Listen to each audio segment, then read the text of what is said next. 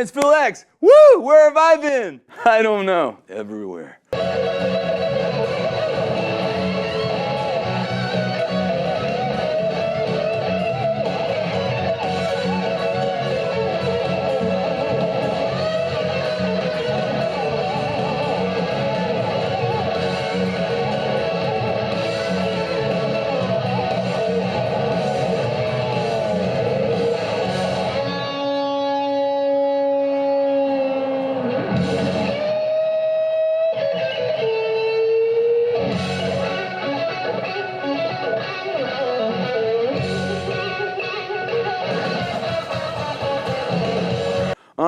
Okay, so we're back at the Atrium Studios, and but today we're in the live room.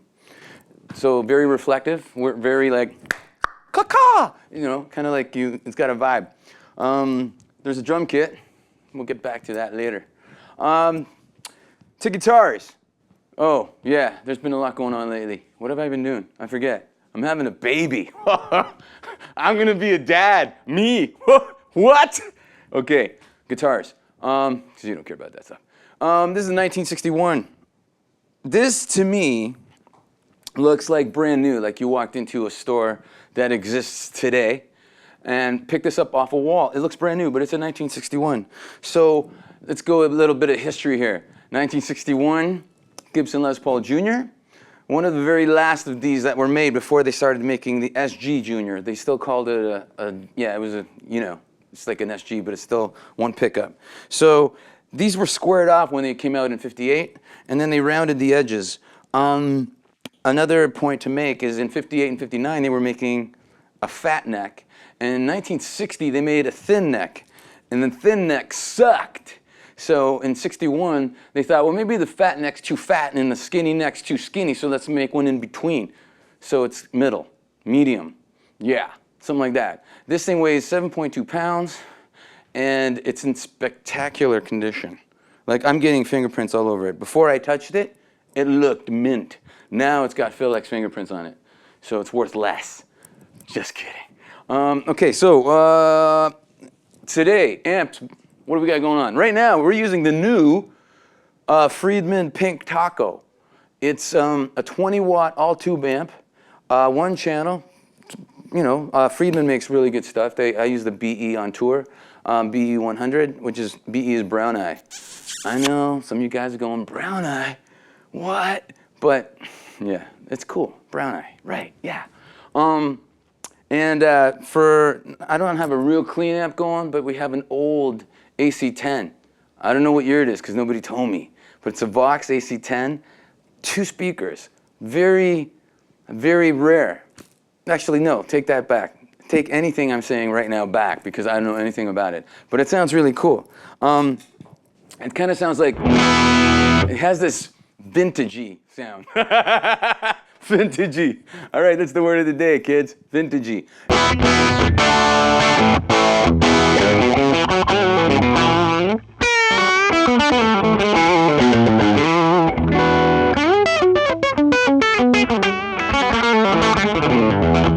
The cool thing about this guitar is that, again, when you plug it into a nice tube amp, and I mean a nice tube amp, you can really get a lot of different tones just working the volume of the guitar.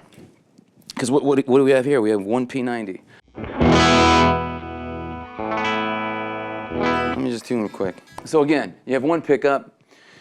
So, you know, your options are, if you have, say, your setup is really simple. You have one amp with one channel and a couple of pedals. I have an overdrive. I have a Bad Monkey here. I'm also checking out the Chandler Limited Little Devil Colored Boost, which is actually really cool.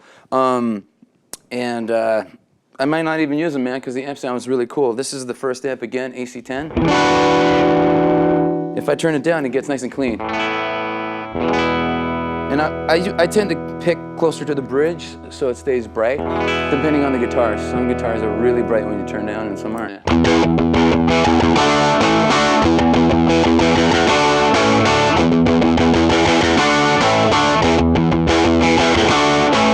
That kind of thing. I know you thought this guy's gonna sing, but I'm not gonna sing. Maybe later, but not right now. Going on. check it out. Let's see what happens with the Vox AC10 when you get a little overdrive going on.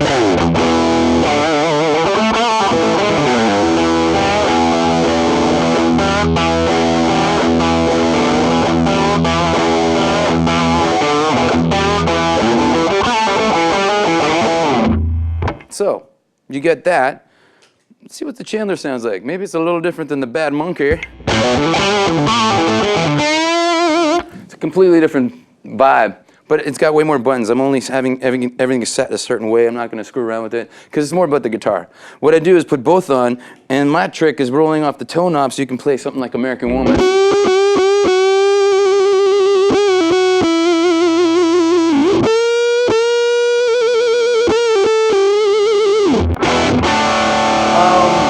Let's do a really quick little lesson. We got a lot of requests to break down some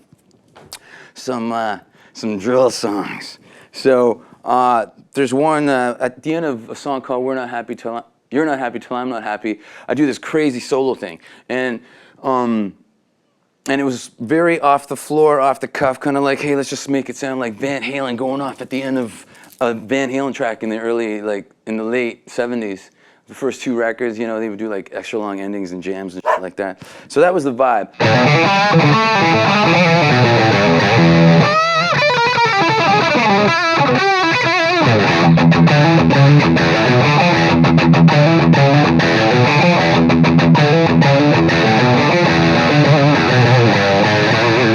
Now that's just the amp, no pedals, this guitar, that amp. I don't even have the gain on high, I have the gain at 12 o'clock, so it does get dirtier. Because you got all the way to 5 o'clock. I have it at 12 o'clock, and I have the EQ pretty much at 12 o'clock, basically just so you can hear what this amp sounds like. Like I said, it's a 20-watt tube amp, and in the back, we have a 57 on a Friedman 112. I think it's a greenback in there. So it sounds pretty big. It doesn't sound like a 412 with a 100-watt head, but it still sounds really good. You could use it on stage if you're not playing with a super loud drummer. And you could play it in your room, like really loud and bother your neighbors, if you live in an apartment like I used to. So one time I was in my apartment and I was cranking an amp, I was recording a solo, and I'm hearing dun, dun, dun, dun, dun on the wall, and I'm thinking, shit, I'm in trouble now. And I'm like, what? And he goes, that's fucking awesome. So I thought, that's a cool neighbor to have, right? Right, okay. I don't even know if I told that story before. I might be repeating myself. We've been doing these like 1 million times. Where are we at? 40 million views? Almost? Okay, thank you, viewers. Thank you very much. We miss you. I know you miss me because I hear it a lot. Back to "You're Not Happy Till I'm Not Happy." It goes something like this.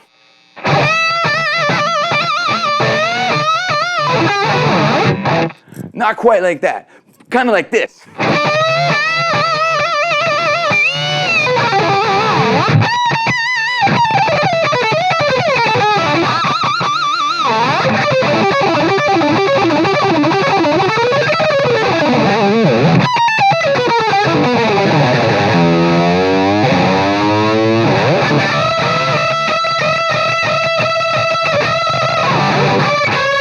Okay, the rest of it is really easy, but let me do that breakdown of just that. So, it's a blues lick, and then another blues lick. But this lick is my, this is what I do. A lot of people are like, hey, how can I expand my knowledge of the fretboard? And, well, if you're in the key of E, this is a good way of doing it. Say you, on 2 strings, the E and the B string, this is all the pentatonic boxes.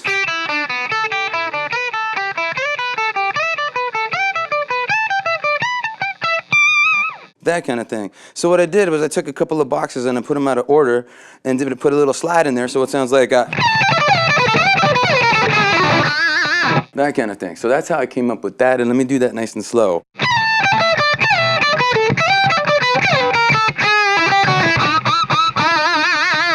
That. And then it's the string skipping thing. I'm just playing one note on the B string and skipping up to the D string. And that really slow is.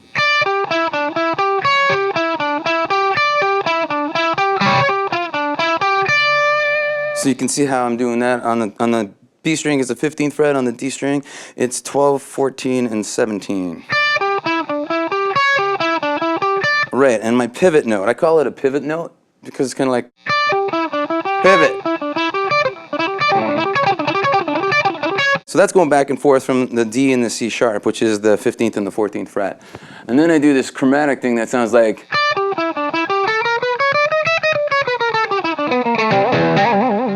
So that's kind of going like, I don't even know how to explain that, but this is it slow.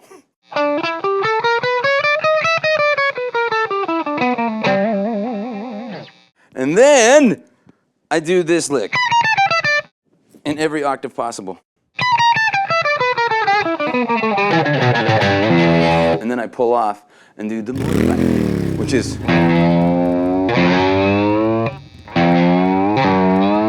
kind of trying to get a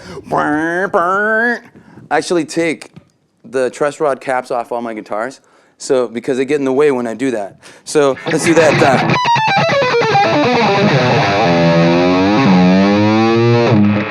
It's kind of in my way, but you get the idea, right? Try to make it sound like a motorbike. All right. And then maybe we'll jam that right now with the band. Yeah!